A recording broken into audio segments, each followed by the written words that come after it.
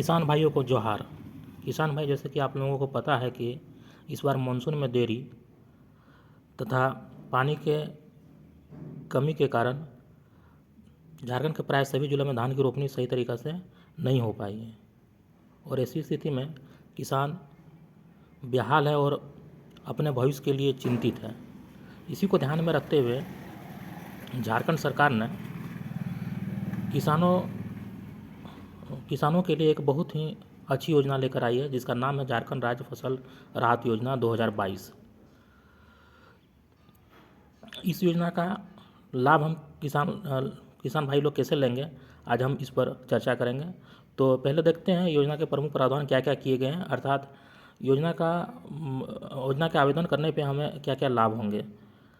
तो पहला, योजना अंतर्गत लाभ केवल प्राकृतिक आपदा से होने वाले फसल क्षति के मामले में होगा। मतलब मानसून में देरी के कारण जो भी फसल में का रोपाई नहीं हो पाया, जो भी किसान भाई लोग को क्षति हुआ है, उसका लाभ हम इस आवेदन के जरिए ले सकते हैं। दूसरा, योजना का लाभ लेने के लिए प्रत्येक फसल मौसम खरीफ एवं रबी में अलग अलग निबंधन में आवेदन करना होगा।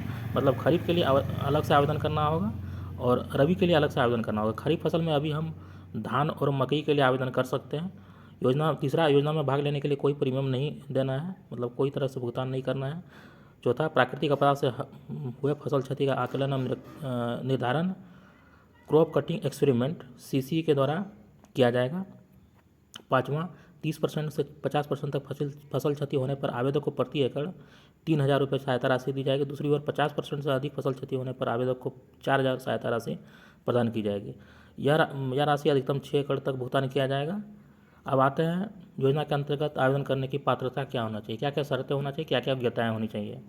तो पहला देखते हैं, सभी रैयत एवं बटाईदार किसान इसके लिए पात्र हैं। मतलब रैयत भी हो सकते हैं और वैसे किसान जो चाष करते हैं, मतलब दूसरे किसान का खेत लेकर कृषि कार्य करते हैं।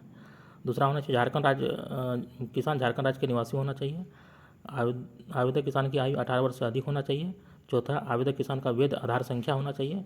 पाँचवां, कृषक कार्य करने से संबंधित वैध भूमि दस्तावेज, भूस्वामित्व प्रमाण पत्र अथवा राजस्व रसीद अथवा मतलब कि खजाना रसीद होना चाहिए या जमीन का कागजात, खेत का कागजात होना चाहिए। ये सभी चीज़ जरूरी पड़ेंगे। छठा, यह जो न्यूनतम 10 डेसिमल और अधिकतम 5 एकड़ हेतु निबंधन होगा। सभी किसानों के स्वैच्छिक है।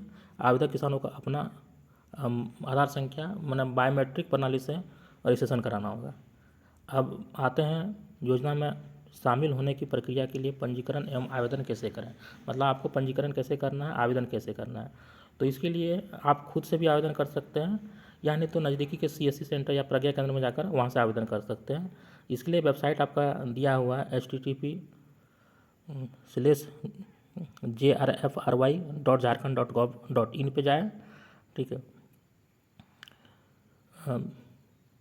देखते हैं क्या क्या इसके लिए जरूरी कागजात लगेंगे, दस्तावेज लगेंगे या क्या क्या सूचनाएं लगेंगे। पहला, आधार संख्या प्रविष्ट करना होगा इस रजिस्ट्रेशन के समय। तो आधार संख्या चाहिए, मोबाइल संख्या चाहिए, आधार संबंध बैंक खाता संख्या चाहिए, मतलब बैंक अकाउंट आधार से लिंक होना चाहिए। अद्यतन भूस्वामित्व प्रमाण पत्र होना चाहिए, खजाना रसीद होना चाहिए। 31 मार्च 2022 तक इसका डेडलाइन दिया हुआ है, मतलब 31 मार्च 2022 तक होना चाहिए। वंशावली होना चाहिए, वंशावली बनाना है आपको किसके, और यह किसके द्वारा निर्गत होगा, मुखिया, ग्राम प्रधान, राजस्व कर्मचारी, अंचल अधिकारी द्वारा निर्गत होना चाहिए। तो आप आसान तरीके से आप इसको ग्राम प्रधान या मुखिया से निर्गत करा सकते हैं और इस प्रकार आप आवेदन कर सकते हैं। दूसरा, सरकारी भूमि पर खेती करने हेतु राजस्व विभाग से निर्गत बंदोबस्ती पट्टा होना चाहिए यदि आप सरकारी भूमि पर खेती करते हैं। 7वां नंबर, घोषणा पत्र रैयत और बटाईदार द्वारा। तो घोषणा पत्र होना चाहिए। तो घोषणा पत्र को पहले देखेंगे, इसके लिए 2 फॉर्म है, इस फॉर्म को हम लोग देखते हैं। तो पहला फॉर्म ये है, यह झारखंड राज्य फसल राहत योजना के लिए पंजीकरण के लिए आवेदन प्रपत्र है। इसको आप अच्छा से देखें। आवेदक इसमें होना चाहिए, आवेदक का पता, नाम लिखा हुआ है, नाम लिखना है, उम्र वर्ष में लिखना है, मोबाइल नंबर देना है, आधार संख्या लिखना है, लिंग देना है, पुरुष महिला जो भी देना है, अपना श्रेणी देना है, समान अत्यंत पिछड़ा वर्ग, अनुसूचित जाति या अनुसूचित जाति वो लिखना है, आवेदक का नाम लिखना है, ग्राम पंचायत, प्रखंड, जिला सब लिखना है, आवेदक का प्रकार मन लिखना है। रैयत है तो रैयत में साइन करना है और गैर रैयत है तो गैर रैयत में टिक करना है।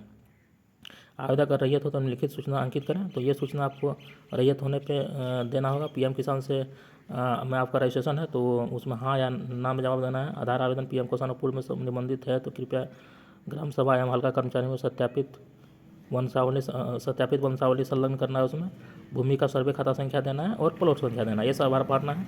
और आवेदक अगर गिर रैयत है, ठीक है, गिर रैयत मतलब ऐसे जो चाष में खेती करते हैं, मतलब दूसरे का खेत लेकर कृषि कार्य करते हैं, तो उसमें भी रैयत का सारा डिटेल भरना होगा। फसल का अब आते हैं 10 नंबर, फसल का नाम, फसल क्षेत्र का विवरण, मतलब कितना एकड़ में आपका फसल लगा, कितना डिसमल नंबर लगा है वो देना है। फसल बुआई रोपने की तिथि भी देना है आपका। आवेदक की विवरणी कृपया केवल मतलब बचत संख्या यहाँ देना है आपका। बैंक का विवरण, बचत खाता संख्या लिखना है, IFSC कोड देना है उसका, बैंक का नाम देना है। और उसके बाद आपको आवेदक की सब घोषणा, उसमें घोषणा अपना करना, अपना नाम देना है, आवेदक का नाम। और उसके बाद मुखिया ग्राम प्रधान से साइन करा के उसका मोहर लगेगा, वो करा के यहाँ आवेदन का हस्ताक्षर है। उसके बाद हल्का कर्मचारी, आयुष कर्मचारी का नाम और हस्ताक्षर, मतलब यहाँ नाम और उनका हस्ताक्षर लगेगा, ये चीज़ है।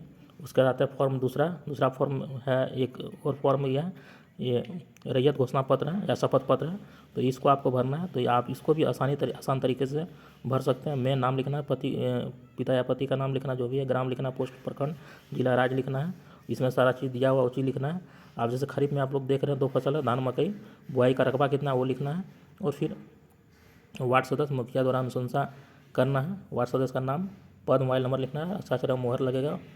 ये चीज़ करके आप फिर उसको क्या करना है, फिर उसको अपलोड करना होगा, ये सारे दस्तावेज को। इस प्रकार हम या तो खुद से वेबसाइट के जरिए या नहीं तो फिर प्रज्ञा केंद्र या CSC सेंटर में जाके आसान तरीके से आवेदन कर सकते हैं।